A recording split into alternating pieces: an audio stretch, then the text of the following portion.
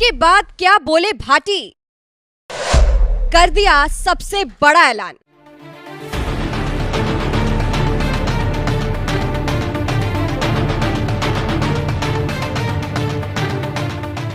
लोकसभा चुनाव का नतीजा आ चुका है। पता चल चुका है कि किसने कहां से जीत हासिल की। सबसे ज्यादा चौंकाने वाला रिजल्ट अगर कहीं से सामने आया तो वो था राजस्थान की बाड़मेर जैसलमेर सीट, जहां से भाटी की जीत पक्की मानी जा रही थी, लेकिन वो हार गए। इसी बीच अब रविंद्र सिंह भाटी ने अपनी हार के बाद बड़ा ऐलान कर दिया है। चलिए आपको भी बताते हैं पूरी खबर के बारे में। दरअसल राजस्थान की बहुचर्चित बाड़मेर जैसलमेर लोकसभा सीट से निर्दलीय उम्मीदवार रविंद्र सिंह भाटी की हार हो गई और कांग्रेस प्रत्याशी उम्मेदाराम बेनीवाल जीत गए। लेकिन इसके बाद भी भाटी की ही चर्चा है। रविंद्र सिंह भाटी ने अपनी हार के बाद लंबा चौड़ा पोस्ट किया है। सोशल मीडिया प्लेटफॉर्म एक्स पर भाटी ने बाड़मेर की जनता के लिए बड़ा ऐलान करते हुए कांग्रेस प्रत्याशी को बधाई दी। रविंद्र सिंह भाटी ने लिखा, लोकसभा क्षेत्र बाड़मेर जैसलमेर बालोतरा के तमाम देवतुल्य मतदाताओं का हृदय की गहराइयों से धन्यवाद। आप सबने एक 26 साल के युवा पर जो विश्वास जताया उस हेतु आभार।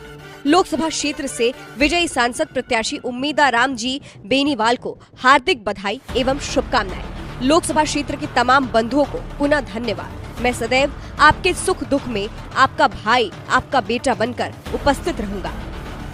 यहाँ हारने के बाद भी जनता के लिए भाटी ने ऐलान किया है कि वो अभी भी जनता के लिए उनका बेटा बनकर उपस्थित रहेंगे। पीएम मोदी भी भाटी के इस जज्बे से चौंक जाएंगे। वहीं जनता भी भाटी के पोस्ट पर रिएक्ट कर रही है। संगीता नाम के यूजर ने लिखा, हार और जीत एक ही सिक्के के दो पहलू होते हैं। आपकी मेहनत और संघर्ष को सलाम, उज्जवल भविष्य की शुभकामनाएं।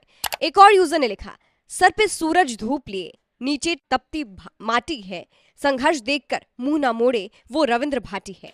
एक और यूजर ने लिखा, 6 लाख वोट निर्दलीय लाना बहुत बड़ी बात होती है। आप राष्ट्रवाद का दामन थामे रहिए, आपका भविष्य सुनहरा है।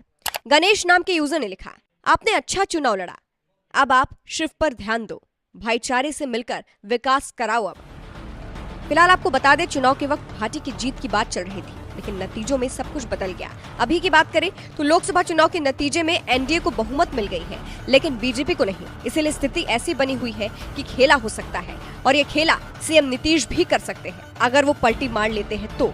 इसका मतलब है इंडिया गठबंधन को अभी भी आस है कि उसका फायदा हो सकता है। फिलहाल इस खबर पर आपकी क्या राय है, कमेंट करके जरूर बताइएगा। अंत में आपको सुनाते हैं कि राहुल गांधी ने इंडिया गठबंधन की जीत पर क्या कुछ कहा था। जहां तक आप हमारी मदद कर सकते थे उसी लेवल तक मदद की। देखिए, ये चुनाव इंडिया गठबंधन और कांग्रेस पार्टी सिर्फ एक राजनीतिक दल के खिलाफ नहीं लड़ी थी।